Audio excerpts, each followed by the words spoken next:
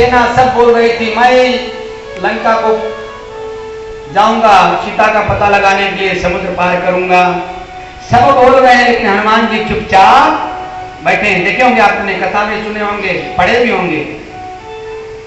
एक जगह भगवान का नाम लेते हुए हनुमान जी बैठे हैं, सारे के सारे एक से बढ़ के एक खड़े हो रहे हैं। कोई बोलता मैं जाऊंगा, कोई बोलता है मैं जाऊंगा, कोई बोलता जाऊंगा पर वापिस नहीं आऊंगा। सब अपने अपने बल का बखान कर रहे हैं, लेकिन हकीकत में जो बलवान है वो चुपचाप बैठा हुआ है। जामवंत की दृष्टि पड़ती है कि भाई सब तो बोल रहे हैं पर ये क्यों चुपचाप बैठा हुआ है, ये तो भी अब कुछ सुनाए। तो हनुमान जी ऐसे हैं कि उनको याद दिलाना पड़ता है।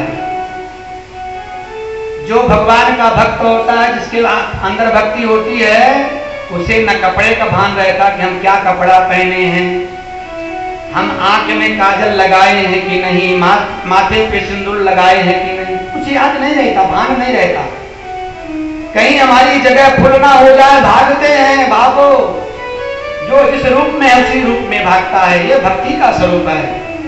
भगवान कन्हैया बांसुरी बजाए, कान का आभूषण नाक में पहन लिए, नाक का आभूषण कान में पहन लिए, नीचे का जो वस्त्र है ऊपर पहन लिया, ऊपर का वस्त्र नीचे पहन लिए, किसी को भान नहीं कि कौन सा वस्त्र कहां पहनना चाहिए। भक्ति का लक्षण है। आज जामवंत जी हनुमान जी को याद दिलाते हैं कि अरे हनुमान तुम्हें मालूम है तुम कौन हो?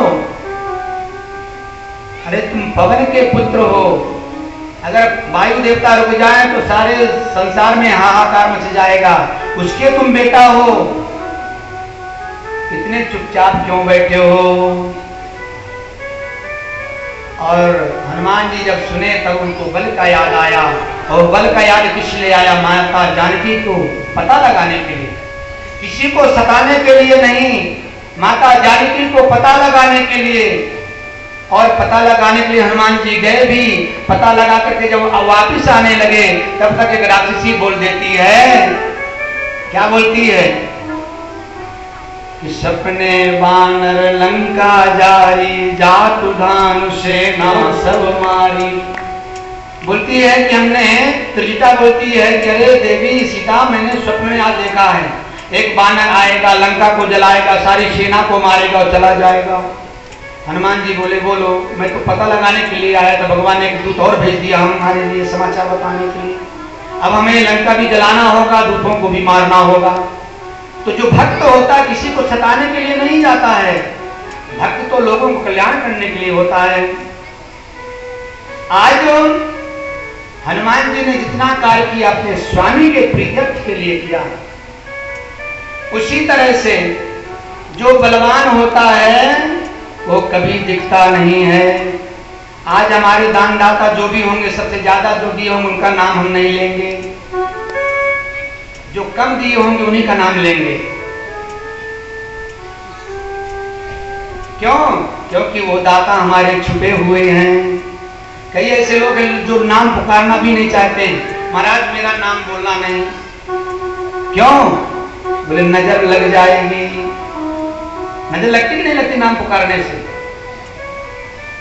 तो जो दान दाता ऐसे भी हैं जो नाम लेना नहीं चाहते हैं, लेकिन यहाँ व्यास वृक्ष से मन मानता नहीं है, नाम तो लेना ही पड़ता है।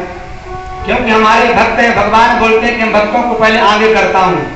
तो भक्त जब हमारे आगे बैठे हैं तब कुछ भक्तों का नाम लेंगे, और जब नाम लेंगे तभी हमारी आत्मा तृप्त होगी। ओम नमो भगवते वासुदेवाय।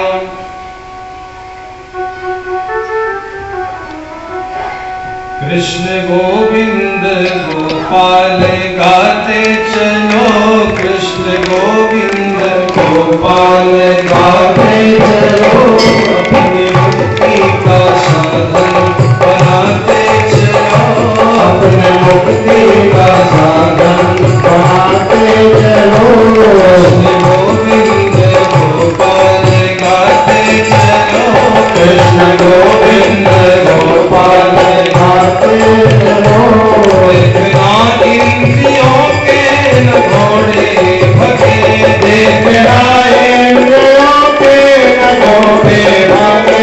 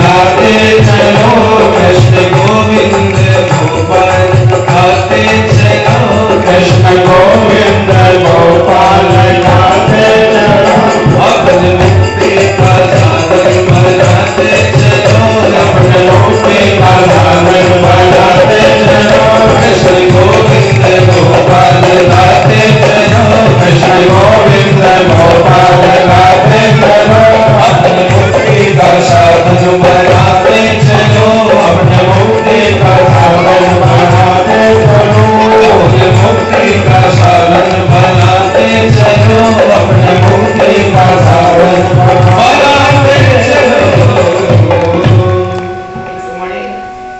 रुक्मणी मैया बोल रही हैं कि हे प्रभु, आप बोल रहे हैं कि मैं समुद्र में छुपा हुआ हूं। प्रभु सबके अंतरात्मा में विराजमान, सबके हृदय में विराजमान और एक जगह विराजमान होकर के सारे संसार का आप संकरण